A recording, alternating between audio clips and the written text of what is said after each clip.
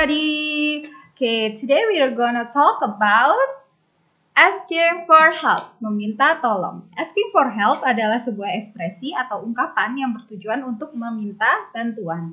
Dalam bahasa Inggris, ada 4 kata yang selalu dapat digunakan untuk mengekspresikan asking for help, yaitu can, may, could, and would. Bacanya could and would, ya. Dalam mengekspresikan asking for help, kita katakan digunakan di antara sesama rekan sebaya, misalnya antar sesama teman, tetapi kurang sopan apabila digunakan ketika berbicara dengan orang yang lebih tua atau orang yang lebih dihormati. Jadi, kalau yang lebih dihormati itu lebih baik kita menggunakan could atau would. Atau mungkin saat berbicara dengan orang yang belum dikenal dalam rangka menghormati orang tersebut, ya. Jadi kalau yang lebih tua kita menggunakannya could atau would. Okay, the next, asking for help. Adapun kata may ini digunakan untuk apa? May digunakan untuk meminta bantuan dalam situasi yang formal atau resmi. Okay, jadi formal atau resmi. Kemudian ada would somebody mind. Contohnya would you mind, would you mind, would you mind juga digunakan untuk meminta bantuan. Ragam ekspresi asking for help yang menggunakan kata may maupun kata would dan diiringi kata mind dapat berarti menanyakan apakah lawan berbicara keberatan untuk membantu atau tidak. Ya, jadi contohnya ini kan tadi ada would somebody mind. Jadi somebody ini kita sebutkan orangnya atau would you mind seperti itu ya. Oke, let's continue for the example. Ini contohnya ya. Jadi contohnya ada beberapa contoh. Yang pertama ada can I borrow your pen?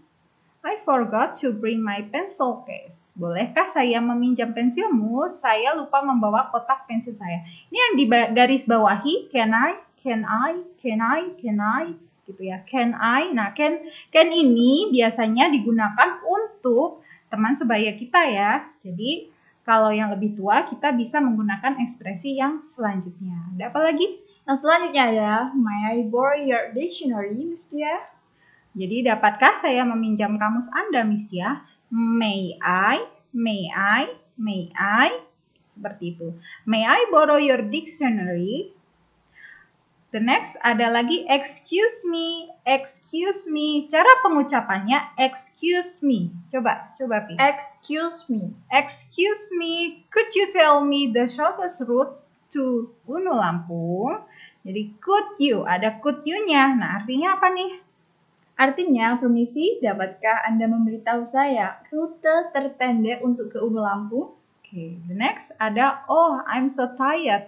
Would you mind washing the dish? Jadi ada would you mind, apakah kamu tidak keberatan, atau artinya apa ini? Artinya, oh, saya lelah sekali, bisakah kamu mencuci piring? Ya, bersediakah kamu mencuci piring? Jadi menyatakan, menanyakan apakah kamu bersedia, seperti itu. The next, ada accepting over, atau menerima bantuan. Oke, menerima bantuan, jadi accepting over ini ada beberapa kalimat ya. Ini bisa dilihat di samping sini. Ada yang pertama, ada thank you. Jadi kalau kita mengucapkan, can you help me? Jawabnya, thank you. Nah, jadi thank you ini diucapkan setelah kita menerima bantuan. Seandainya nih, Miss Dia mau meminta bantuan ke Supia. Can you help me, Pi? Yes, please. Jadi ini digunakan untuk menerima bantuan. Jadi kalau bantuan itu sudah kita terima, contohnya can you put the pencil case?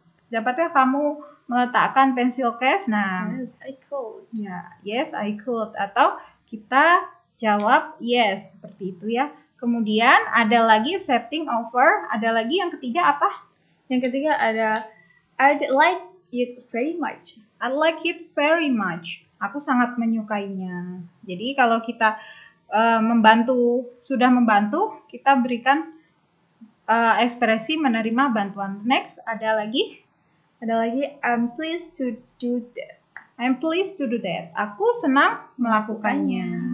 The next, ada lagi nih yang paling sering ya. Yes, with pleasure, thank you. Can I do something for you? Yeah. What can I do for you? Nah, kita jawabnya bisa yes please atau I like it very much atau I'm pleased to do that, seperti itu ya. Atau with pleasure, thank you. Atau yang selanjutnya apalagi nih? Ada yes please, I really appreciate it.